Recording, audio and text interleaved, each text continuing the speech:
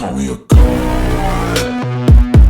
Hey everyone, welcome back to the channel. आइए देखते हैं हम कल किस तरह से बैंक निफ्टी और निफ्टी को ट्रेड कर सकते हैं। फिलहाल मुझे लगता है ट्रेडिंग से ज़्यादा लोग आज की ग्लिचेस से डर रहे हैं। तो अगर आपके पोर्टफोलियो में जैसे फॉर एग्जांपल अगर आप ट्रेड करते हो कुछ 5 लाख रुपए से, तो ट्राई करिएगा कि 5 लाख ही आप अपने ट्रेडिंग अकाउंट में रखिए, उससे ज़्यादा अपने ट्रेडिंग अकाउंट में मत रखिए, क्योंकि आज कल ग्लिचेस की वजह से बहुत लोगों का पोर्टफोलियो उड़ जाना है। फॉर एग्जाम्पल अगर आप सेल कर रहे हो और सेल करने के बाद ये एक ग्लिच आ गया और वहाँ उसको आप कवर ही नहीं कर पा रहे हो, तो उस तरह के प्रॉब्लम से बच के रहेंगे आप। तो जितना आपको ज़रूरत है ट्रेड करने की, बस उतना ही रखें।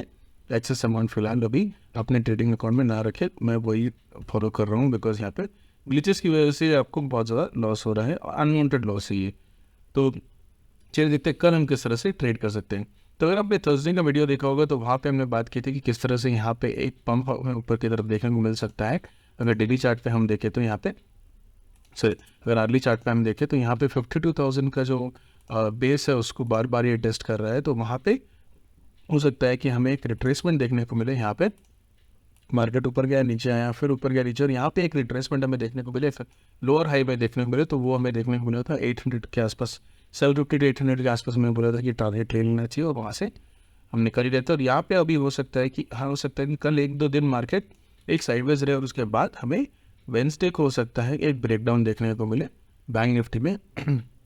अभी फिलहाल अगर आप कल के ट्रेड की बात करें तो कल हम क्या कर सकते हैं, कल मुझे लगता है एक साइडवेज मार्केट हमें देखने को मिलेगा, क्योंकि यहाँ पे मार्केट में बहुत ज़्यादा डायरेक्शनल मूव्स यहाँ पे आ नहीं रहे हैं। तो यहाँ पे हम जो हाई है वो 52,300 का, तो यहाँ से हम थोड़ा एक 53,000 तक एक हाई मार्क करेंगे, और नीचे की तरफ हम यहाँ पे अपना जो प्रीवियस लो है 51,760 के आसपास मार्क करेंगे। तो हम क्या करेंगे, कल के दिन अगर मार्केट कहीं भी फ्लैट खुलता है, फॉर एग्जांपल अगर 52,500 और यहाँ पे 52,000 के आसपास यहाँ पे कहीं भी अगर मार्केट खुलता है, तो यहाँ पे हमें एक साइडवेज मार्केट देखने को मिलेगा। हो सकता है साइडवेज टू बुलिश हो या फिर साइडवेज टू बेरिश हो, लेकिन ये रहेगा आपका रेजिस्टेंस और ये रहेगा सपोर्ट। तो कल आप क्या कर सकते हो, मार्केट अगर किसी भी पॉइंट पे खुलता है और उसके बाद धीरे धीरे करके एक साइडवेज मूवमेंट देता है, मार्केट में एक डायरेक्शनल मूव नहीं आता है, मीनिंग वो 53,000 के आसपास तक नहीं पहुंच जाता है, ऐसे 52,800, 52,750 ये सब क्रॉस करके ऊपर तक अगर नहीं जाता है विद इन 11 o'clock, या नीचे की तरफ अगर ये ब्रेकडाउन नहीं होता है 51,800, 700 की इस एरिया तक अगर नहीं आता है, तो क्या होगा, हमें एक बहुत अच्छा अपॉर्चुनिटी मिलेगा साइडवेज ट्रेड करने की। तो हम क्या करेंगे, यहाँ पे जितने भी एरियाज़ है जो कि हमने मार्क किया है, उस एरियाज़ के आसपास हमें कॉल और पुट सेल कर सकते हैं। जैसे फॉर एग्जांपल हम क्या करेंगे, कल अगर मार्केट रेट से अगर साइडवेज खुला, साइडवेज खुल के अगर 150 पॉइंट्स के अंदर कहीं भी खुला और 11 बजे तक ये ऊपर नीचे बस डूल रहा है, तो हम क्या करेंगे, 53,000 का जो कॉल है और 51,800 का जो पुट है, दोनों को हम सेल करेंगे, और यहाँ पे हम एक ट्रायंगल क्रिएट करेंगे जो कि हम कैरी फॉरवर्ड करेंगे अगले 2-3 दिन के लिए, क्योंकि यहाँ पे मुझे लगता है एक ब्रेकडाउन आने वाला है। तो धीरे धीरे करके हम उसको शिफ्ट करते रहेंगे, लेकिन कल के दिन मुझे लगता है कि हमें एक साइडवेज एक्शन हमको देखने को मिल सकता है। तो कल यहाँ पे हम ट्रायंगल को होल्ड करके रखेंगे, और अगर जैसे धीरे धीरे करके मार्केट नीचे आता आएगा तो हम इस कॉल को धीरे धीरे करके नीचे की तरफ शिफ्ट करेंगे। और जब यहाँ पे ये ब्रेक करते हुए नीचे की तरफ मूव करने लगेगा, खास करके एक्सपायरी के बुक जो मैं एक्सपेक्ट कर रहा हूँ, तो हम यहाँ पे अपना जो 51,700 का जो पुट है उसको निकाल देंगे, और धीरे धीरे करके इस कॉल को नीचे की तरफ लाते रहेंगे, ताकि अच्छा प्रॉफिट हमें देखने को मिले। अगर आप एक थोड़ा रिस्क ले सकते हैं तो यहाँ इस पुट को सारी मार्क करिएगा, बस कॉल को सेल करके चलिएगा, लेकिन ये थोड़ा रिस्की हो जाएगा, क्योंकि अगर मार्केट एक गैप अप खुल गया बड़ा कल के दिन तो हमें प्रॉब्लम हो जाएगा। इसीलिए थोड़ा हेज लेके चलिए। हो सकता है कि अगर ये आपको 400 रुपये का कॉल मिल रहा है, तो आप यहाँ पे इसको 150 का ही पुट ले सकते हो, उस तरह के बैलेंस आप क्रिएट कर सकते हो। लेकिन यहाँ पर मुझे लगता है एक नीचे की तरफ मूव हमें देखने को मिलेगा, तो एक ट्रायंगल में कल के दिन सेल करूँगा। लेट्स से अगर मार्केट बहुत बड़ा गैप अप खुलता है या फिर गैप डाउन खुलता है, दोनों ही केस में जब तक ये एरियाज ब्रेक नहीं हो जाते तब तक मैं एक ट्रेड नहीं लूँगा। मैं एक्सपेक्ट कर रहा हूँ साइडवेज के लिए, तो अगर साइडवेज का रिएक्शन मिलता है तभी मैं ट्रेड करूँगा। अगर बड़ा गैप डाउन और गैप अप मिलता है तो यहाँ पे मैं कल ट्रेड अवॉइड करूँगा। मैं देखूँगा किस डायरेक्शन में मूव कर रहा है, और उसके बाद ही परसों के दिन ट्रेड होंगे। आइए बात करते हैं निफ्टी के बारे में। तो निफ्टी अगर आप देखो तो बैंक निफ्टी से थोड़ा ज़्यादा स्ट्रॉन्ग दिख रहा है। बैंक निफ्टी एक जोन में ही फंसा रह गया, मार्केट धीरे धीरे करके ऊपर गया, फिर वापस अपने न्यूट्रल जोन पे आ गया था। लेकिन अगर निफ्टी को देखो तो निफ्टी में हमें बहुत चीपेस्ट से एक ऑल टाइम हाई इसने क्रिएट किया है, तो यहाँ पे जो बुलिशनेस है वो कंटिन्यू है।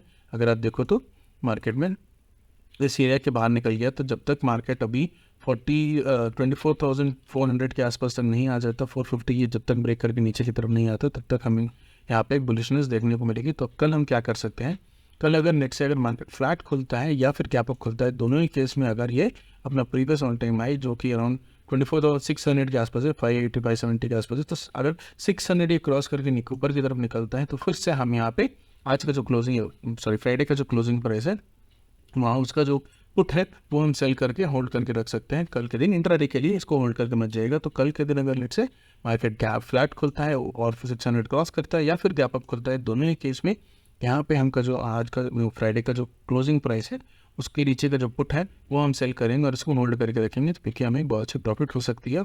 यहाँ मैं कॉल बाय करने की सजेशन नहीं दूंगा, क्योंकि यहाँ पे हो सकता है कि ज़्यादा या बहुत ज़्यादा एग्रेसिवली मार्केट ऊपर ना जाए। मार्केट धीरे धीरे ऊपर जा रहा है तो हमें उतना अच्छी गेंस देखने को नहीं मिल रहे हैं, मार्केट जो डिके है वही ज़्यादा हो जा रहा है।